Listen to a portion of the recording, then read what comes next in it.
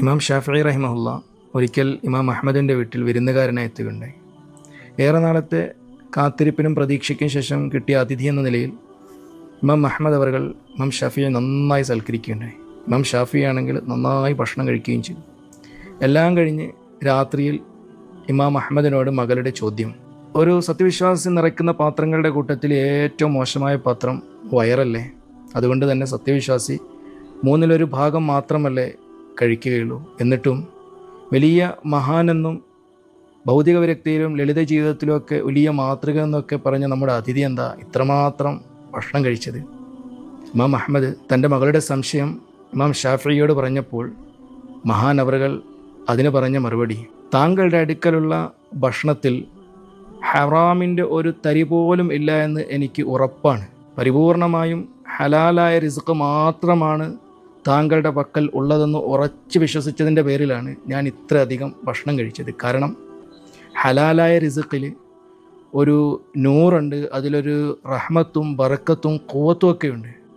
ഭൗതിക ലോകത്തെ എല്ലാ പ്രശ്നങ്ങൾക്കും പരിഹാരവും പ്രാർത്ഥനകൾക്കൊക്കെ ഉത്തരം ലഭിക്കുന്നതും ഹലാലായ റിസ്ക്കിലൂടെ മാത്രമാണ്.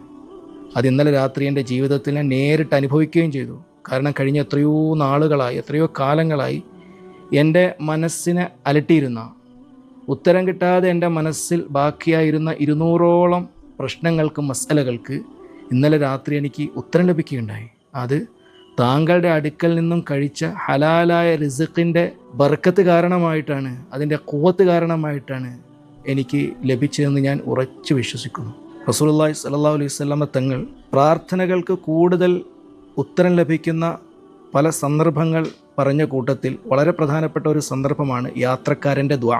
എന്നാൽ നീണ്ട യാത്രകൾ ചെയ്യുന്ന, യാത്ര ചെയ്ത് ക്ഷീണിച്ചവശനായി ശരീരം മുഴുവൻ പൊടിപുരണ്ട്, മുടിയെല്ലാം ജട പിടിച്ച്, വസ്ത്രമെല്ലാം അഴുക്കായി യാ റബ്ബി യാ റബ്ബി യാ റബ്ബി എന്ന് പറഞ്ഞ് അള്ളാഹുവിനെ വിളിച്ചുകൊണ്ടിരിക്കുന്ന ഒരു യാത്രക്കാരൻ്റെ പ്രാർത്ഥന അള്ളാഹു സ്വീകരിക്കുകയില്ല എന്ന് പ്രവാചകൻ പറഞ്ഞു. കാരണം മത്അമുഹു ഹറാം മശ്റബുഹു ഹറാം മൽബസുഹു ഹറാം ഉദിയ ബിൽ ഹറാം. തിന്നുന്നതും കുടിക്കുന്നതും ഉടുക്കുന്നതും എന്തിന് രക്തത്തിലും ഉമിനീരിലും പോലും ഹറാം അലിഞ്ഞു ചേർന്നതിൻ്റെ പേരിൽ ദുആക്ക് ഏറ്റവും കൂടുതൽ ഉത്തരം ലഭിക്കുന്ന ഒരു യാത്രക്കാരൻ്റെ ദുആ അല്ലാഹു സുബ്ഹാനഹു വ തആല സ്വീകരിക്കുകയില്ല എന്ന് റസൂലുള്ളാഹി സ്വല്ലല്ലാഹു അലൈഹി വസല്ലമ തങ്ങൾ പറഞ്ഞെങ്കിൽ ഹറാമിൻ്റെ ഗൗരവം എത്ര വലുതാണെന്ന് നാം മനസ്സിലാക്കണം. അതുകൊണ്ടാണ് മഹാന്മാരായ സഹാബാക്കളുടെ സലഫുസ് സാലിഹ്യങ്ങളുടെ വീടകങ്ങളിൽ നിന്ന് സാധാരണ കേൾക്കാറുണ്ടായിരുന്ന ഒരു വാക്ക് ഹദീസിൻ്റെ കിതാബുകൾ കാണാൻ കഴിയും. നസ്ബിറു അൽ ജൂഅ വലാ നസ്ബിറു അലൻ നാർ.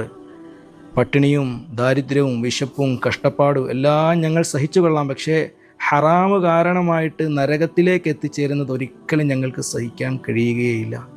ഇത് തന്നെയായിരിക്കണം നമ്മുടെയും പ്രതിജ്ഞ.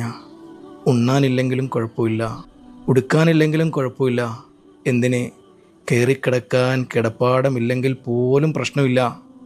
പക്ഷേ ഹറാമായ തൊഴിലിലൂടെ, ഹറാമായ ഉദ്യോഗത്തിലൂടെ, ഹറാമായ ഏതെങ്കിലും സമ്പാദ്യത്തിലൂടെ ഉള്ളിൽ ഹറാമ് കലരുന്നത് കാരണമായിട്ട് നരകം, അത് സഹിക്കാൻ എനിക്കാവുകയേയില്ല.